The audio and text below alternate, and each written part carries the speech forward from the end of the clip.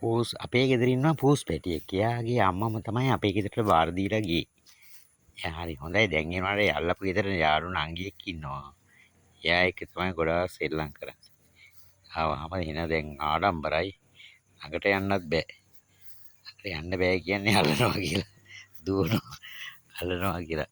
තව එයාගේ අයියා කෙනෙක් නම් බලු අයියා කෙනෙක්. එයාගේ නම ටෙඩි. එයා බුදි. එයාට තමයි එයා බුරන්න පටන් ගන්නේ. දැන් මෙයා කරන්නේ මෙයා දැන් මං අල්ලන්නේ කියලා හිතාගෙන එයා පයින්න. ඉස් හලෝ ඕ පයින්නවා දැන් ගෙදරට යනවා දීලා මොනවා කරන්න හදනවද දන්නේ. එයාට ඉතින් මස් මාළු නැතුව බෑ. එයා උදියාගෙන ඉන්නේ උඩු බැල්ලට තමයි හැමදාම කකුල උඩට අත. අන්දරේ බුදියා ගත්තා වගේ තමයි බයි ගන්න. ඔව් මෙයාගේ අම්මා. එයා තමයි. ඒ අම්මා නෙමෙයි පූස් පැටගෙන පූස් අම්මා. මෙයා එන ආදරේ සතුන්ට කරුණාවන්ත කෙනෙක් ඉන්නවා අපේ ගෙදර. ඈ මොන දාන්න එපා කියන අය. මොකද දෙන්නගේ මූණ අර පූස් පැටේ මූණ හොඳයි අර ඒ මූණ හොඳ මදින්ද තමයි එහෙම කියන්නේ. මූණ පෙන්වන්න එපා. පූසාගේ මූණ හොඳයි අම්මගේ මූණ මගේ වයිෆ්ගේ මූණ කැතේ ලෝණි පෙටිය අරගෙන යනවා එයා. දෙන්නම ආදරේ සතුන්ට.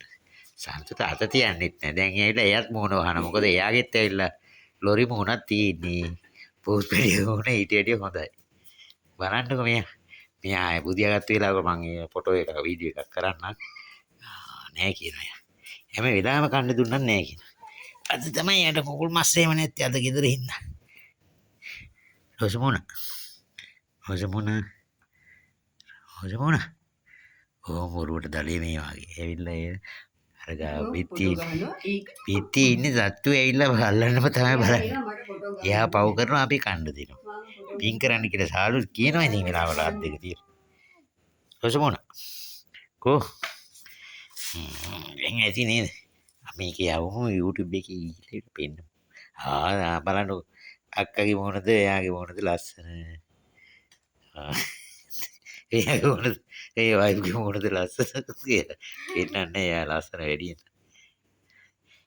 මොන ඇස්වා කටවහයි. නහයට ගන්න එපා දුවේ. නහයට ගන්න එපා. නහය තියන්න දෙන්නේ නැහැ අම්මයි දුවයි එකතු වෙලා. තියෙනවා එන බුසර්ණයි කට්ටියටම